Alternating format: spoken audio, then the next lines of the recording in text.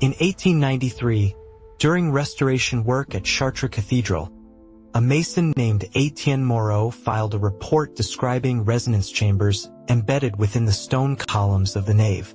The chambers were not hollow. They were lined with a substance Moreau described as hardened plaster mixed with something else. He requested a chemist be brought in to analyze the material. No chemist was ever assigned. Moreau's report was archived and never referenced again in subsequent restoration documentation.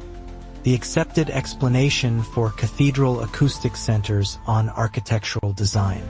High vaulted ceilings, stone surfaces, and spatial geometry create natural reverberation. That explanation accounts for some things, but not this.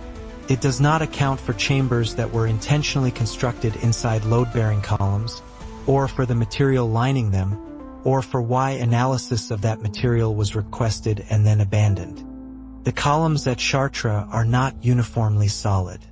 Schematics from an 1840s structural survey show hollow sections within several pillars in the main nave. The sections are not continuous. They appear at intervals, roughly 8 feet apart vertically. Each section measures approximately 14 inches in diameter. The survey notes describe them as voids but provide no explanation for their purpose or origin. The architect overseeing the survey, Laurent Deschamps, noted that the voids did not compromise structural integrity. He made no further comment. What's missing here is an explanation for why they exist at all. Similar features appear elsewhere. A Gothic cathedral in Cologne was examined in 1851 following minor earthquake damage. Engineers documenting the damage found cylindrical cavities within 3 of the main support columns. The cavities were not empty. They contained fragments of what was described as dense ceramic material. The fragments were removed and sent to a university laboratory in Munich. No analysis report was ever published. The fragments themselves are not listed in the university's current archival inventory. Once this detail is noticed in one place, it becomes harder to ignore elsewhere. Records from Reims Cathedral, dated 1848, describe similar hollow sections discovered during roof repairs. The master builder's log from that year mentions the sections but offers no interpretation. By 1849, references to the sections disappear from all subsequent logs. The work continued, but the observations stopped. Architectural drawings archived in Paris show cross-sections of Notre Dame's columns. The drawings, completed in 1847, include notations marking interior spaces within the stonework. The notations are not labeled. A separate set of drawings from 1852 show the same columns with no interior markings. The columns did not change. The documentation did. In 1848, a directive was issued by the French Ministry of Public Works requiring all cathedral restoration projects to submit detailed structural reports. For 1 year, reports included references to interior cavities, embedded materials, and unexplained acoustic properties.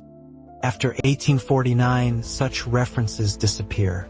The directive itself was amended in 1850 to focus exclusively on exterior preservation. No explanation for the change in scope was recorded. What kind of event could cause documentation to shift so abruptly across multiple sites in different regions within a 2-year span? A tuning fork was discovered inside a sealed chamber at Amiens Cathedral during electrical wiring installation in 1921. The fork was made of brass and measured 9 inches in length. It was not modern. Corrosion patterns suggested it had been sealed inside the wall for decades, possibly longer. The frequency it produced when struck was recorded as 432 Hz. The fork was sent to the French Academy of Sciences. It was logged into their collection but never studied. Its current location is listed as unknown.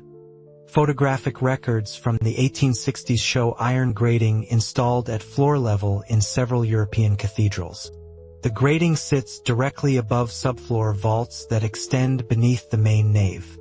These vaults are not crypts. They are too shallow and too regularly spaced. At Salisbury Cathedral, the vaults measure 4 feet in depth and are lined with the same plaster ceramic composite found at Chartres. The grating was removed during renovations in the 1890s. No reason for its removal appears in church records. A priest at Strasbourg Cathedral, Father Anton Weiss, wrote in his private journal in 1847 about what he called the singing stones. He described standing in the nave during early morning hours and hearing a low sustained tone that seemed to come from the columns themselves. He noted that the tone was only audible when the cathedral was empty. Weiss's journal was donated to the Diocesan Archive in 1903. It is listed in the catalog but marked as restricted access.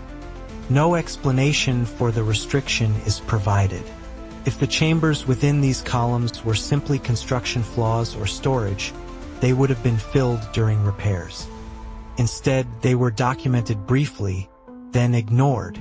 If the materials lining them were decorative, samples would have been retained. Instead, they were removed and lost. The pattern is not absence. It is replacement. Something observed, then something else observed in its place. There are no acoustic studies of these chambers. There are no records explaining what the lining material was intended to do. There are no surviving samples of the tuning forks or ceramic fragments. What remains are brief mentions in reports that were never expanded, and restrictions on access that were never justified.